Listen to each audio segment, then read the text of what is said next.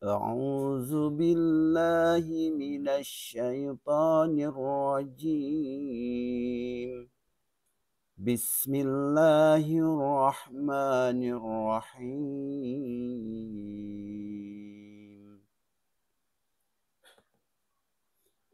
طه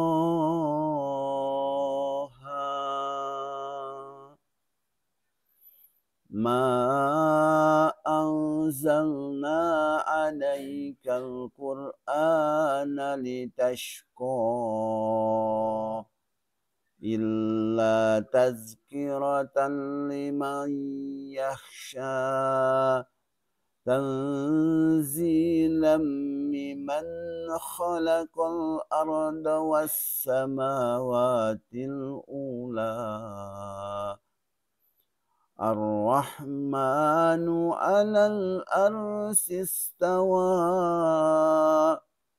له ما في السماوات وما في الأرض وما بينهما وما تحت الشرى وإن تجهر بالقول فإنه يعلم سر وأخفى الله لا إله إلا هو له الأسماء الحسنى وهل أتاك حديث موسى إذ رأى نارا فقال لأهلهم كثوا إني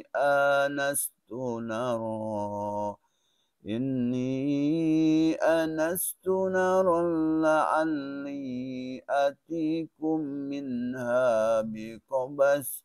منها بقبس أو أجد على النار هدى فلما أتاها نودي يا موسى إني أنا ربك فاخلع عليك إنك بالوادي المقدس طوى صدق الله العظيم. Bismillahirrahmanirrahim. Dengan menyebut nama Allah yang Maha Pengasih, Maha Penyayang. Toha, hanya Allah yang mengartikan atau yang tahu artinya.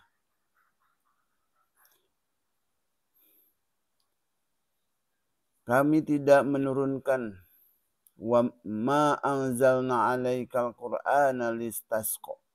Kami tidak menurunkan Al-Qur'an ini kepadamu Muhammad agar engkau menjadi susah, melainkan sebagai peringatan bagi orang yang takut kepada Allah. Diturunkan dari Allah yang menciptakan bumi dan langit yang tinggi, yaitu yang Maha Pengasih yang bersemayam di atas arsy. Jadi sifat Allah yang wajib kita imani sesuai dengan kebesaran Allah dan kesuciannya. Miliknya lah apa yang ada di langit, apa yang ada di bumi, apa yang ada di antara keduanya, dan apa yang ada di bawah tanah. Dan jika engkau mengeraskan ucapanmu, sungguh Dia mengetahui rahasia dan yang lebih tersembunyi. Jadi maksud ayat ini ialah tidak perlu mengeraskan suara dalam berdoa. Karena Allah mendengar doa walaupun diucapkan dengan suara rendah. Jadi tekudu gagalan tangan ngadoa katanya. Da Allah mah maha mendengar walaupun tidak dikeraskan, tapi Allah maha mendengar gitu. Seperti itu. Jadi ayat ke-7 tadi di dalam surat At-Taha menjelaskan bahwa kalau kita berdoa itu jangan sampai menggelantang. Apa itu menggelantang? Dilantangkan. Apa itu dilantangkan? Dikeraskan. Gitu. Jadi berdoa itu kalau kita sendiri cukup di dalam hati juga. Itu yang lebih utama hati kita yang khusyuk untuk berdoanya. Kecuali ada makmum gitu ya. Supaya kedengaran sama makmum biar makmum bisa mengaminkannya. Gitu. Di sini di ayat 7 yang berbunyi wa in tajhar bil qawli fa innahu ya'lamu sirra wa akhfa. Gitu.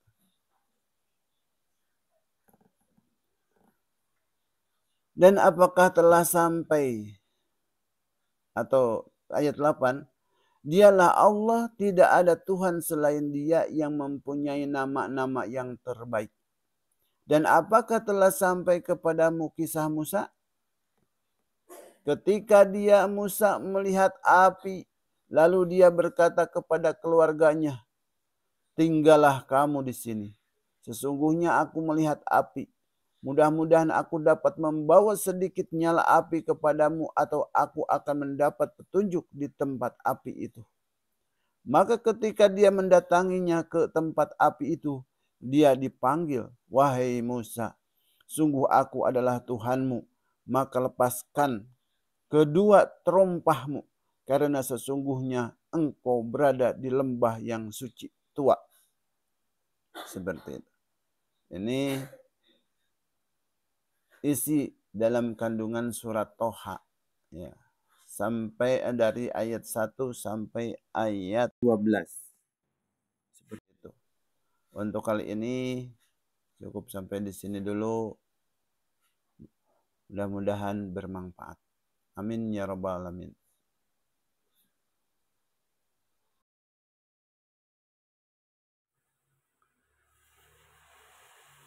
Assalamualaikum warahmatullahi wabarakatuh.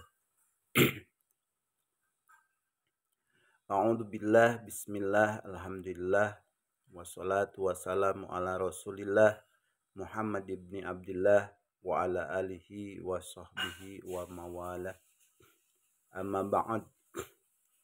Qala Allah ta'ala fil Qur'anil Adim wa huwa asdaqul qailin. Bismillahirrahmanirrahim. Lahu ma fis samawati wa ma fil ardi wa ma bainahuma wa ma tahtas syara. Wa in tajhar bil qawli fa innahu ya'lamu sirra wa akhfa.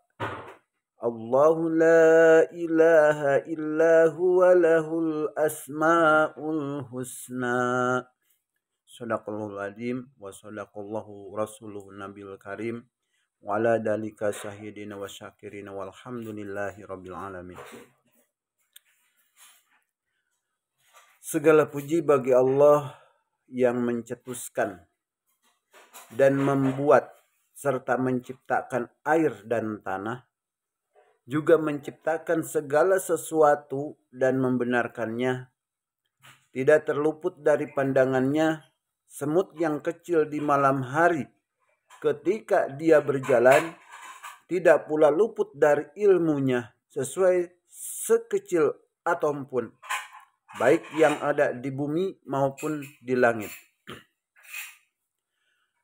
Ma fis samawati lahu ma fis samawati wa ma fil ardi wa ma bainahuma wa ma tahtas syara. Kepunyaannya lah semua yang ada di langit, semua yang ada di bumi, semua yang ada di antara keduanya, dan semua yang ada di bawah tanah. Dan jika kamu mengeraskan ucapanmu, maka sesungguhnya Dia mengetahui segala rahasia dan yang lebih tersembunyi. Dialah Allah, tidak ada sembahan yang berhak disembah melainkan Dia. Dia mempunyai Asmaul Husna, nama-nama yang baik. Quran surat At-Taha ayat 6-8. Nah, yang tadi saya barusan baca juga pas dengan ayat ini. Allah menciptakan Adam dan mengujinya.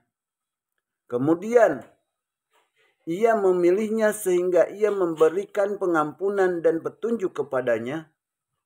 Dan Allah mengutus Nuh membuat kapal berdasar atas perintah Allah, lalu ia berlayar kapal itu. Allah juga menyelamatkan Al-Khalil Ibrahim dari api sehingga panas api berubah menjadi dingin dan keselamatan bagi beliau.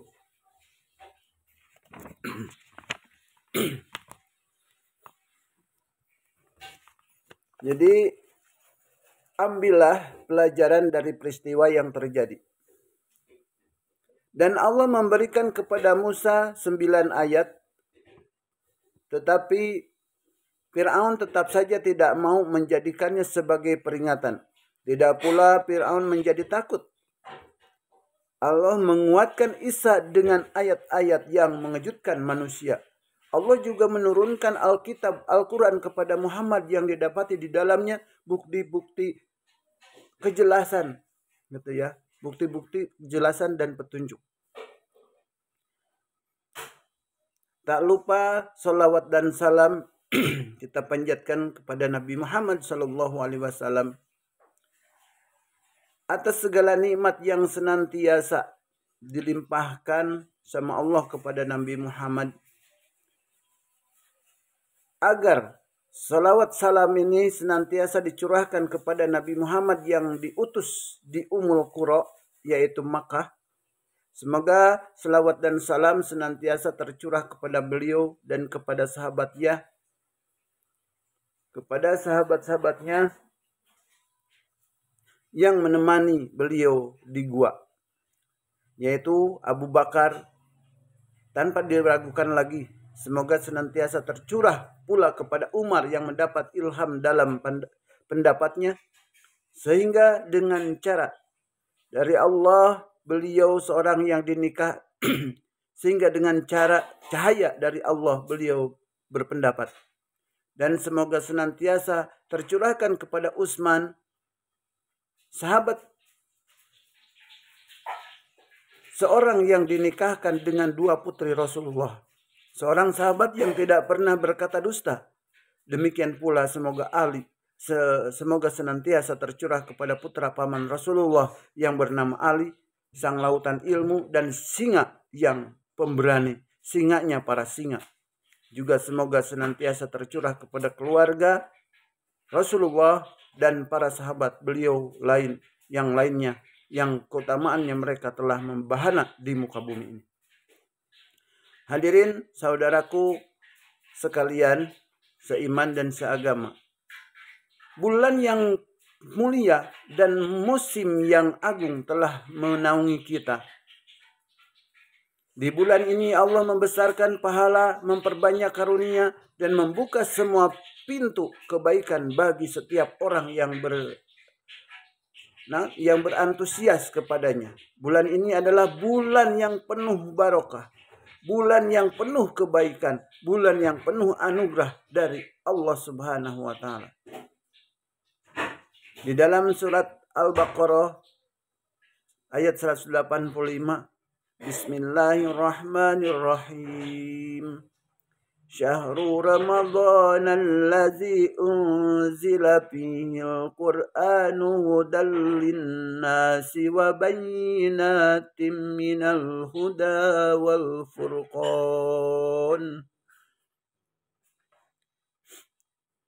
Bulan Ramadan, bulan yang di dalamnya diturunkan permulaan Al-Quran sebagai petunjuk bagi manusia dan penjelasan-penjelasan mengenai petunjuk itu dan pembeda antara yang hak dan yang batil. Hadirin kaum muslimin rahimakumullah. Sebuah bulan yang penuh dengan rahmat, ampunan dan pembebasan dari api neraka. Permulaannya adalah rahmat. Pertengahannya adalah ampunan dan akhirnya adalah pembebasan dari neraka. Sekian banyak berita atau wahyu yang menjelaskan keutamaannya. Juga banyak riwayat-riwayat mutawatir yang menjelaskannya. Dalam Sahih Al-Bukhari dan Sahih Muslim dari Abu Hurairah radhiyallahu anhu bersabda, "Idza jaa Ramadanu putihat abwabul jannati wa ghulliqat abwabun nari wa sufidat sayatin." Jadi ulang ya. Idza jaa Ramadanu putihat abwabul jannati wa ghulliqat abwabun nari wa sufidatis sayatin. Jika tiba bulan Ramadan, pintu-pintu surga akan dibuka dan pintu-pintu neraka akan tertutup. Serta setan-setan akan dibelenggu. Pintu surga hanyalah dibuka pada bulan ini karena banyak amalan soleh dan sekaligus sebagai motivasi bagi orang-orang yang mau beramal. Sedangkan pintu-pintu neraka ditutup karena sedikitnya kemaksiatan yang dilakukan oleh orang yang beriman. Sedangkan para setan dibelenggu sehingga mereka diberogol, lalu tidak bisa menjalankan aksinya seperti di bulan-bulan lainnya. Al-Imam Ahmad meriwayatkan dari Abu Hurairah radhiyallahu an bahwasanya Nabi Muhammad SAW bersabda, "Utiyat ummati khamsa hisalin fi Ramadanu lam tu'tahunna ummatu minal umami qablah." Umatku diberi 5 perangi. Jadi perangi itu kemuliaan ya. Perangi ya. Di perangi itu apa ya? Ibaratkan ya itulah perangi budi perangi seperti itu. Jadi pada bulan Ramadan yang tidak diberikan kepada umat sebelum mereka, aroma mulut orang yang berpuasa lebih dicintai Allah dibanding wangi misik kasturi. Ya. Malaikat memintakan ampunan untuk mereka hingga berbuka. Setiap hari Allah menghiasi surganya dan berfirman, hampir-hampir para hambaku yang soleh akan dihilangkan beban dan gangguan dari mereka. Dan mereka akan kembali kepadamu. Setan-setan yang jahat dibelenggu pada bulan ini sehingga tidak bisa menjalankan aksinya sebagaimana mereka leluasa melakukannya di bulan yang lain. Dan mereka akan diberi ampunan pada akhir amalan pada akhir malamnya. Ada yang bertanya, wahai Rasulullah, ya, wahai Rasulullah, apakah malam itu adalah malam Lailatul Qadar? Beliau menjawab, bukan. Hanya saja orang yang beramal akan orang yang beramal akan dipenuhi balasannya jika telah menunaikan amalannya. Jadi, saudaraku, inilah 5 perangi yang Allah simpankan untuk kalian. Dan Allah menghususkannya untuk kalian di antara seluruh umat. Ia memberikan karunia kepada kalian dalam rangka menyempurnakan nikmat atas kalian. Berapa banyak yang telah Allah karuniakan kepada kalian berupa berbagai kenikmatan dan keutamaan. Kuntum itu ya. Di dalam surat Al-Imran Allah menjelaskan di dalam surat Al-Imran ayat 110. Bismillahirrahmanirrahim.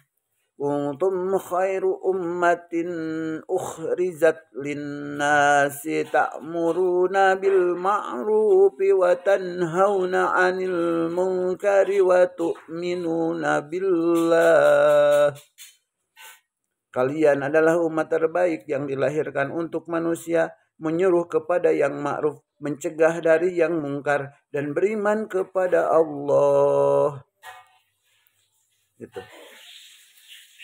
Perangai pertama, aroma mulut orang yang berpuasa lebih harum di sisi Allah dibanding aroma misik. Kata khulub di sini dengan huruf kho, kata khub di sini dengan huruf kho di domah atau di patah. artinya adalah perubahan aroma mulut, ya. Perubahan aroma mulut ketika perut kosong dari makanan. Aroma ini adalah aroma yang dibenci oleh Allah, oleh manusia, ya.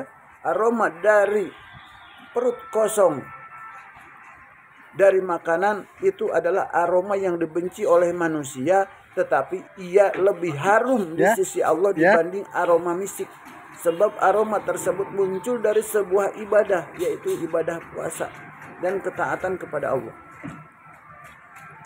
Semua yang muncul dari sebuah peribadahan dan ketaatan kepadanya akan menjadi suatu yang dicintai di sisi Allah Subhanahu wa taala. Dan pelaku akan diberi pengganti, dan pelakunya akan diberi pengganti yang lebih baik, lebih utama, dan lebih harum. Bukankah Anda menyaksikan bagaimana orang yang mati syahid? Dia meninggal di jalan Allah karena menginginkan tingginya kalimat Allah, sehingga dia datang pada hari kiamat dalam keadaan lukanya masih mengucurkan darah, warnanya warna darah, namun baunya bau misik. Gitu. Kalau kita luka biasa ya, tergores pisau, kita ambung, pasti baunya amis, hanyir. Gitu ya. Bahasa Jawa amis, bahasa Sunda hanyir. Kalau amis bahasa Sunda itu legit. Kalau amis bahasa Jawa itu hanyir. Gitu. Nah, hadirin yang dirahmati Allah, pada ibadah haji Allah membanggakan orang yang wukuf di Arafah di hadapan para malaikat. Allah Subhanahu wa taala berfirman, "Unduru ila ibadi haula'i ja'uni su." Unduru ila ibadi haula'i ja'uni su'san gubro. Su'san gubro. Lihatlah para hambaku itu. Mereka datang dengan rambut yang acak-acakan dan penuh debu. Hadis riwayat Ahmad dan Ibnu Hibban, ya, dalam sahihnya. Sahih berdasar penguat-penguatnya. Kondisi rambut yang acak-acakan dicintai Allah pada kondisi apa? Pada kondisi beribadah. Ya. Pada kondisi tersebut karena muncul dari ketaatan kepada Allah berupa menghindari perkara-perkara yang diharamkan dalam ihram dan meninggalkan kesenangan dunia. Itu adalah perangai yang ke-1. Perangai yang kedua, bahwasanya para malaikat memintakan ampunan untuk mereka sehingga mereka berbuka. Sedangkan para malaikat adalah hamba yang mulia di hadapan Allah.